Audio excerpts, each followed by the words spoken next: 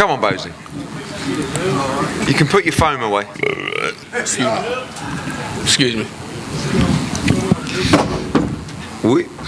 Come on. Well, everyone, thanks for joining us for the post-fight press conference. I am still mesmerised by what I saw in there tonight. Just one of the greatest performances from, in my opinion, well now, without question, a pound-for-pound great fighter. Now the WBA, IBF and Ring Magazine welterweight world champion. And to do that against a great champion like Stanionis was exactly the kind of performance we knew would come. But to do it on that platform, in that moment, shows how special Jaron Ennis is. So congratulations, Jaron. And we're open to the floor for questions. Yes. Kevin Garcia with Fight Boots. I mean, my first question for you is, coming off your last fight, there was talk, there was chatter, this Boots have opportunities.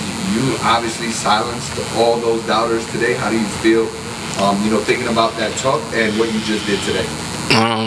That's what y'all was waiting for. That's what I was looking for. Yeah, I mean, y'all seen it firsthand. Ennis boxing. Ennis, congratulations on amazing win. Thank you. As said, the last two fights, you put your heart out there, did everything you can. This fight, we seen you, a whole different man. A lot of body shots. You spoke the last fight, there was not too many body shots. A lot of hooks, uppercuts. You took them out in a beautiful way. What's next for you? What you want? Right now, like I said, I'm gonna enjoy my win. Enjoy my win, chill with the fam. Enjoy this IBF, the WBA, and Ring Magazine. We sit back and talk to the team. We'll see. You showed off a lot of talent with your defense tonight, but it also seemed like you had a lot of fun tonight. That was something that you really wanted to do. To show off the fun side along with the defense and along with the offense. For sure.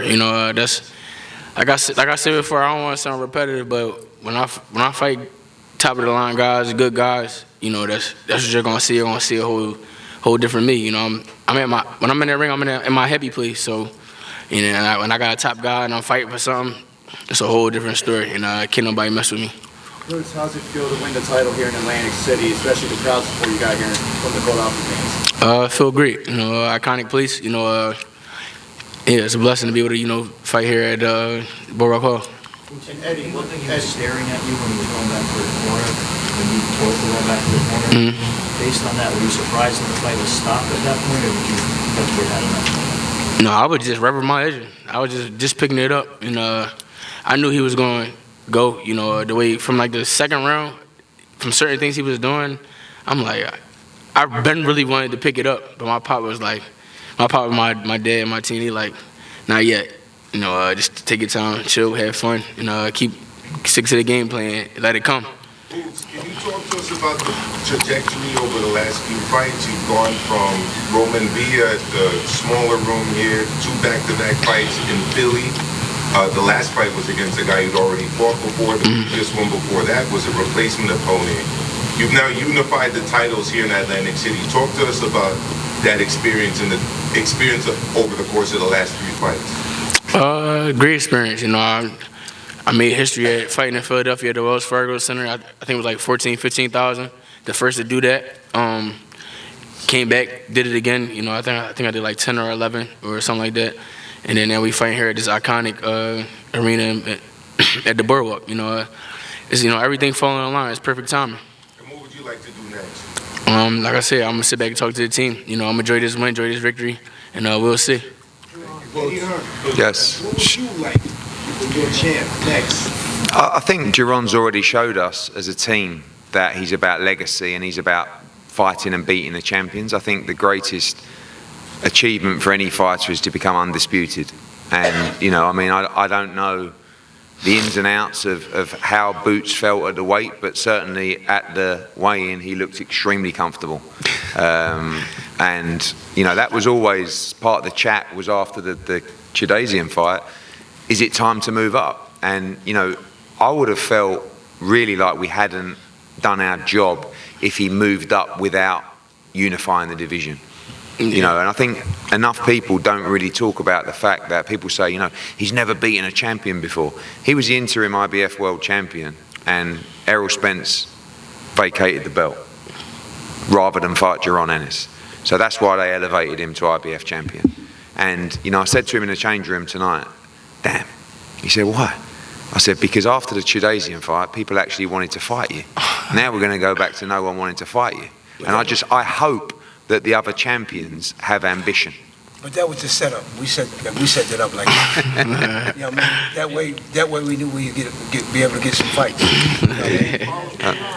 Just said, how much more expensive do you expect it to be to get those guys in the ring? Well, it's expensive because his money goes up. Yeah. You know, I mean, that's the reality. Yeah, y'all don't know. I took a pay cut for this fight too. Boots I took less money for this fight. Gave Stanionis money to get him in the ring.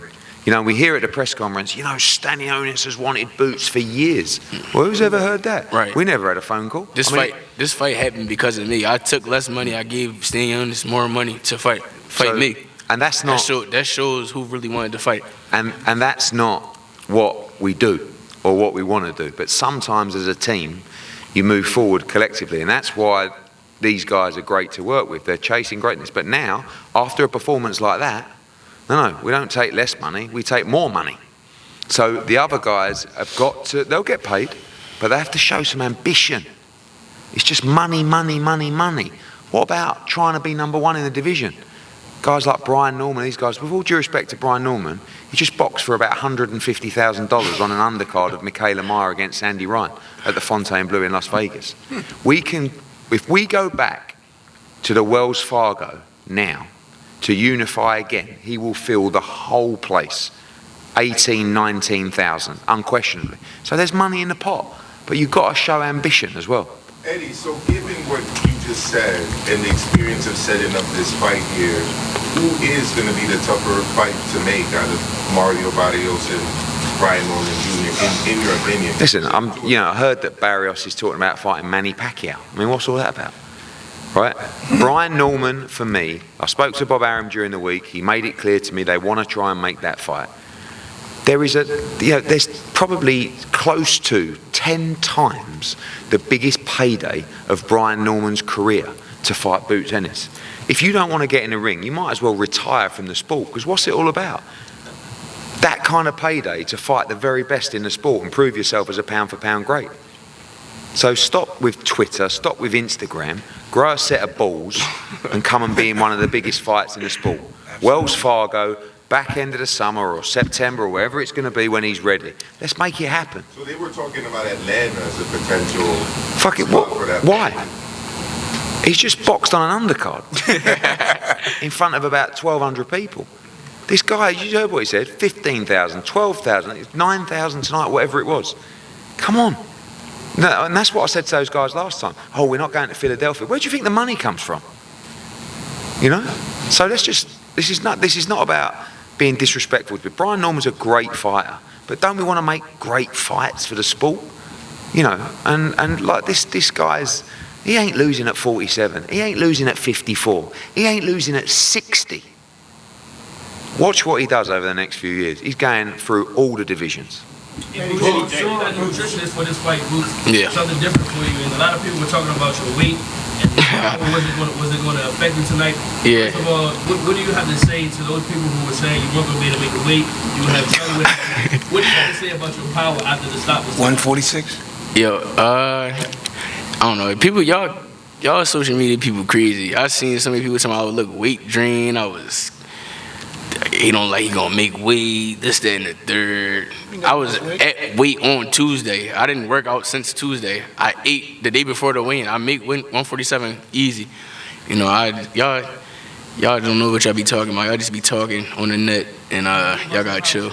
at this weight that they were complaining about with your weight? You seen it, and I really was like just getting in my bag, getting in my groove for real. Like I said before, none of these fighters can mess with me. I'm the best in the world. I just want to say as well, I don't know if it's the right time to say about your move down to 140. Huh? Do you remember at the weight? Hold on. Wait till you called out, guys, please. Yep. Especially considering the quality of the opposition you had in there tonight. You feel this was one of your best, if not your best performance? Probably. I gotta watch it. Even though I was in there, I can't say yet. You know, I'm gonna go home, I'm gonna go in the hotel room. Well, I'm gonna go party first, then go watch it, and then we'll see. I'll let y'all know and give my assessment. Deck. Can you just talk about the decision Samodio made to pull Stanionis out there? Because I think a lot of trainers would have sent him back out for another round. But it was probably the right decision. What did you say? I didn't know. He said Pulling out, the trainer pulling out Stanionis. like stopping it. Wait, was that the right decision? I think that was the right decision to make. Instead of him taking a punishment like that, he was taking a bad beating, man. You know what I mean? You see his face was all busted up and everything. You know what I mean? I don't know. Was it him that quit, or did the corner stop it? The trainer stopped it? Well, they did the right thing. You know what I mean? Because Boost was going to knock him out. Yep. Mike Lopez, WOND Atlantic City. Stanionis is known for his determination, style, strong stance. You took it from him. Yeah. Can you talk about that as it went into the fight? Yeah, you know, I mean, we knew what he was coming to do. He was coming to put pressure, jab, hook. That's about it. Try to throw punches in the inside, and I took all that away from him. You know, I just went in there and had fun, put on the show. Yeah. Hey, Eddie, Boots, how are you? Congratulations, Boots. Appreciate it. Sportbox TV official. So hypothetically, we all thought, in the past, we thought that the Brian Orton fight was going to happen. Now, let's say hypothetically it doesn't happen by September. What's next? Is it definitely going to be undisputed, or is there a chance that you might move up? And does this Jaron Ennis beat Terrence Crawford? All depends. I beat anybody in the world. I'm the best fighter in the world. I keep saying it. These fighters can't mess with me. And Eddie, how do you feel about it? I think he's right. I think he's right. Look, we've also got, Shakram Gearsoft that's ordered to fight the winner of tonight. We have to deal with that situation. We got Brian Norman. We got Barrios. We'll talk, but I want to see him fight the other champions. Eddie Hearn. Yeah. Congratulations on bringing boxing back to the boardwalk home, Atlantic City. I think the last one was what, about a good 10 years ago? What's next? When are you going to bring another fight here in Atlantic City? I don't know. Look, it really worked here. I think the venue is iconic, but just also it worked with Jaron Ennis. He's boxed here before. He did a good gate here before in a smaller hall. And luckily, he's got a lot of passionate supporters. You heard, made the trip down from Philadelphia. That means a lot. And I just feel like it was a really good decision. Got to shout out Everett, actually, and the team, because we went back-to-back Philly quite quickly, and sometimes 3 times in what would be a year. So it's a lot to keep going back. And I feel like now, when we go back, it's going to be twice as big. And I think it was a really smart move to come to the Boardwalk Hall. And I love the place, love the venue, love it. Visit Atlantic City, the Boardwalk Hall, Gary, Jim, the whole team. They've been sensational. Yeah. Eddie, just about the whole experience having this fight here in Atlantic City and your thoughts about coming back to Philly. Yeah, I mean, it allows you to talk about the history and the heritage of this place. And when you talk about the people that have fought here, Holmes, Foreman, Tyson, Leonard, Mayweather, Gatti, I put this guy at that level, honestly, and it's difficult at 27 to talk about those names, but I promise you, one day you'll be talking about Jaron Ennis in the same way you talk about all those people that have graced this great venue. So for us as a promotional company, it was amazing, and for Jaron, it's been the perfect stop in this incredible rise of fame that he's had in 12 months, and collectively we've all done a great job, and tonight he did the perfect job. And when you come back to Philly? We'll be back for Philly for his next fight. Hey, Eddie, how did you get backseat to come out to the ring? Oh, you said what? How did you get Tyrese backseat? I mean, well, me and him actually kind of cool. So I go to series games and things like that. Cool guy. I keep in contact with him. In the summer we're gonna try and help him out to get ready for the next season. So yeah, so I asked him to walk me out. Couple more guys, yep. Boots, Kevin Garcia with Fight Hype. So during the press conference, Stanionis was asked about this fight, and he said all gas and no brakes. Mm-hmm. That's what we wanted. Talk about it a little bit, Bose, all Boots, all gas, no brakes, but they ended up stopping the fight. So what do you think about that? It came out. I told y'all he was gonna run right into a rock, big boulder, and that's what he did. He all gas, no brake. What car you know that? What car you know that guy just goes go? And they go over the bridge if you going keep going like that. Go ahead. Boots. Oh, no. I just told him, I said, if you come like that, you won't get stopped. That's what I told him. If you keep on coming forward, he won't get stopped. Well, he stopped on his own. Yep. I think all three of you guys can answer. Maybe starting with Bozy. I know you want Brian Norman, Mario Barrios, but Teofimo Lopez has continued to pull you guys out. Do you think Tio will be They playing, man. These guys don't really want to fight Boots. Brian Norman don't either. Do you think Tio will be a more difficult style for your son after Brian? No. No difficult. Nothing difficult for him. Yep. You have a question? Oh, no, you're there. Yep. Brian Norman's father on IG said that if Brian hits Boots with the hooks that Boots got hit with tonight, he would go night-night. Any response? Boots got hit. Brian Norman's father. When he said that? Yo, Brian Norman not good. They just building themselves up off of Boots, man. Good, yo. He know what happened when he came to the gym. You know what I mean? So we ain't worried about him. They ain't do nothing but talk. All they doing is talking. Social media. They on a social media tour right now. They talking. They trying to build their name up off of me. They've been doing it. That's what they've been doing. They not really about it. If any of y'all in here made 100,000 y'all last fight and y'all got offered $2 million to fight me, what y'all doing? What y'all doing? Y'all gonna fight me, right? Yeah. Exactly. Yeah, that's closed in the story right there. Closed key. Yeah. Yes, that shows what he really about for. But you see when Brian Norman fought the last fight, he got caught on the chin. Look what happened. Imagine if Boots hit him on the chin. He going to sleep.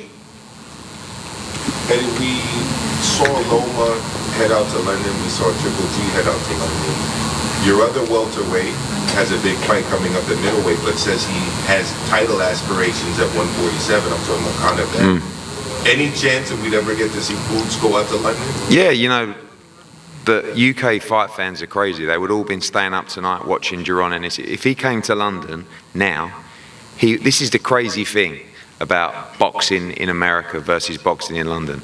If Jaron Ennis, an American world champion, came to London just on holiday, not to fight, he would get mobbed, stopped down the street, in shops. Shakur did it the other week with me. People were going up to him crazy. And that's the thing what we got to change in America. This guy, and people like Shakur, when you're talking about 27 years old, best in the division, unified world champion, or Shakur, 3-division world champion, we got to make these guys superstars. And this guy's now a superstar in Philadelphia and surrounding areas. Now we've got to make him a superstar across the whole of America. And I'd love to see him fight globally as well. Look, there's a fight London, there's a fight in the Middle East. But right now, I think next up, we really want to, I want to shout out the Zone as well, who, have obviously invested in tonight. But even before that, they put the money up for the Judasian fight, and Boots has been spot on, and they will be putting the money up for the next foe as well. Hey, Eddie, Boots is down Ring Magazine lineal at 147. Can we expect him in the future to headline or Ring Magazine card? Yeah, obviously it's a business, but at the same time, kind of like him headlining his own cards as well, and that's what he's been doing a lot of. Look, one day he's going to receive a huge offer to fight in Riyadh season or on a Ring Magazine card, but we've got the beauty of being able to do what most fighters in America can't do. Tell me a bigger ticket seller in America than Jaron Ennis. Gervonta Davis, huge ticket seller, and Canelo Alvarez. That's it. So this is the guy right here. We don't need to be, waiting for a call. We can plan our own future. I'm sure it will come, but this is the guy. And I messaged Turkey tonight with a picture of this great belt because this is a great belt, and now he's got it. How interested would you be on headlining on the Ring Magazine? We'll see. Like you just said, we'll see. Yeah, last one, guys. It's Johnny Boy Boxing, the fighter. Boots, a lot of people feel that you beat the best fighter at welterweight. Do you feel the same way that he's better than Stanionis, he's better than Brian? For sure.